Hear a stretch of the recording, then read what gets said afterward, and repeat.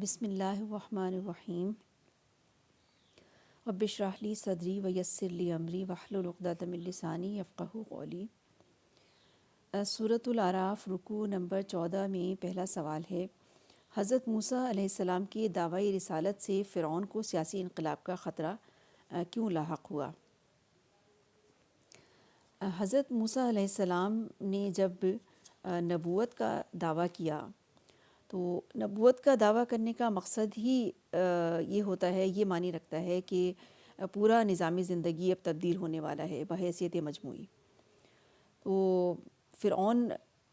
جو ہے وہ یہ سمجھ گیا کہ یہ جو نبوت کا دعویٰ کر رہے ہیں اس کا مطلب ہے اب ہماری سلطنت جانے والی ہے، سیاسی معاشی تمدنی انقلاب کا خطرہ ان کو سامنے نظر آ گیا اور سمجھ گئے، اور انہوں نے یہ سوچ لیا کہ اگر اس شخص کی بات چلی تو اقتدار ہمارے ہاتھ سے نکل جائے گا۔ پھر انہوں نے جو ہے وہ ان کی اس کو غلط ثابت کرنے کے لیے اپنی چالیں چلنی شروع کر دیں۔ تو اس کے بعد سب سے پہلا جو ہے وہ انہوں نے ایک وہ مظاہرہ رکھا کہ جادوگری کا۔ اس میں دوسرا سوال اس میں آ جائے گا، معجزہ جادو میں کیا فرق ہے، اور تیسرا سوال جادوگروں کی ایمان لانے پر فرعون نے کیا سزا تجویز کی تھی۔ معجزہ جو ہے وہ حقیقت پہ مبنی ہوتا ہے، اس میں حقیقی تبدیلی واقع ہوتی ہے معجزے سے، اور جادو جو ہے وہ طلسم ہوتا ہے، دھوکہ ہوتا ہے، آنکھوں کا دھوکہ ہوتا ہے، اور ایک طرح سے وہ ہیپناٹائز جسے کہتے ہیں، نظر بندی کر دیتے ہیں دیکھنے والوں کی، تو وہ ان کو پھر جو بتایا جا رہا ہوتا ہے وہی نظر آ رہا ہوتا ہے۔ تیسرا سوال تھا کہ جادوگروں کی ایمان لانے پر فرعون نے کیا سزا تجویز کی تھی۔ فرعون کے دربار میں جو جادوگر اتنی شان و شوکت سے آئے تھے اور بہت بھرم لے کے آئے تھے کہ ہم اپنا جادو دکھائیں گے اور موسیٰ علیہ السلام کو جو ہے غلط ثابت کر دیں گے نعوذ باللہ، تو انہوں نے جب یہ دیکھا، سب سے پہلے تو جب دعوت دی گئی کہ آپ اپنا جادو دکھائیں تو موسیٰ علیہ السلام نے جادوگروں سے کہا کہ تم اپنا دکھاؤ پہلے، پھر اس کے بعد میں دکھاؤں گا۔ جادوگروں نے اپنا رسیاں جیسی پھینکی تو وہ سانپ بن گئیں۔ پھر اس کے بعد جو ہے حضرت موسیٰ علیہ السلام نے اپنا عصا پھینکا، اور عصا جیسی پھینکا تو وہ اژدہا بن گیا بڑا سا، اور وہ ان کی ساری نقلی ان کو سانپوں کو نگل گیا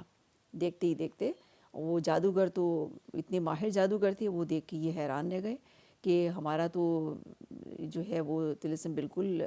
وہ فیل ہو گیا، اور وہ سمجھ گئے کہ یہ تو جادوگری ہو ہی نہیں سکتی، یہ ضرور اللہ تعالیٰ کی طرف سے ہے، اور وہ اسی وقت وہ ایمان لے آئے، اور ان کے اندر سے کچھ ایسی تحریک پیدا ہوئی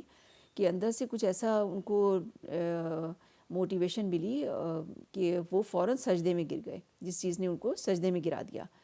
اور انہوں نے کہا کہ ہم نے مان لیا رب العالمین کو، اس رب کو جسے موسیٰ اور ہارون مانتے ہیں۔ تو اس طرح اللہ تعالیٰ نے فرعونیوں کی چال کو ہی الٹا کر دیا، ان پہ پلٹ دیا۔ تو انہوں نے تمام ملک کے ماہر جادوگروں کو بلا کر منظر عام پر ایسا مظاہرہ کرایا تھا کہ عوام الناس کو حضرت موسیٰ کے جادوگر ہونے کا یقین دلائیں یا کم از کم شک ہی میں ڈال دیں، لیکن اس مقابلے میں شکست کھانے کے بعد خود ان کے اپنے بلائے ہوئے ماہرین فن نے بلا اتفاق فیصلہ کر دیا کہ موسیٰ علیہ السلام جو چیز پیش کر رہے ہیں وہ ہرگز جادو نہیں ہے، بلکہ یقیناً رب العالمین کی طاقت ہی ہے، یہ اس کا ہی کرشمہ ہے جس کے آگے کسی جادو کا زور نہیں چل سکتا۔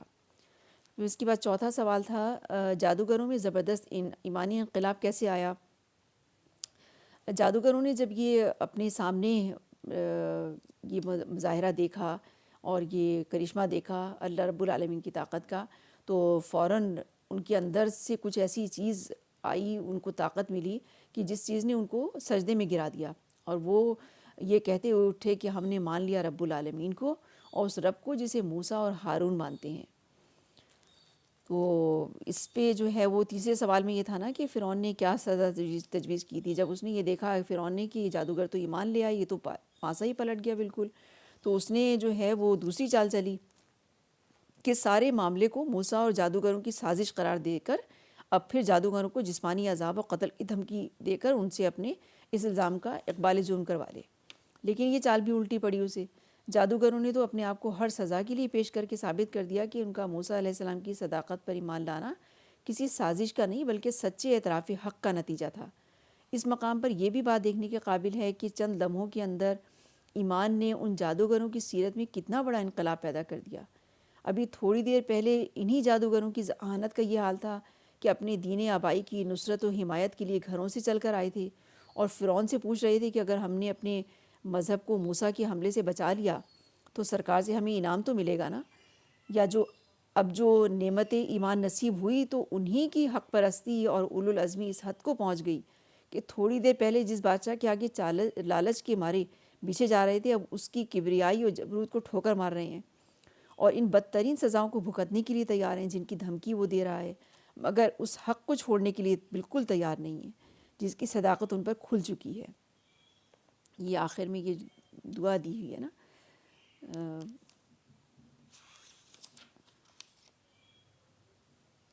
ربنا افرغ علینا صبرا و توفنا مسلمین، کہ اے ہمارے رب ہم پر صبر کا فیضان کر، ہمیں دنیا سے اٹھا اس حال میں کہ ہم تیرے فرما بردار بندے ہوں، آمین ثم آمین۔ تو یہ اس موقع پہ مانگی تھی۔ سبحانک اللہم و بحمدک، نشہد ان لا الہ الا انت، نستغفرک و نتوب الیک۔ السلام علیکم ورحمۃ اللہ وبرکاتہ۔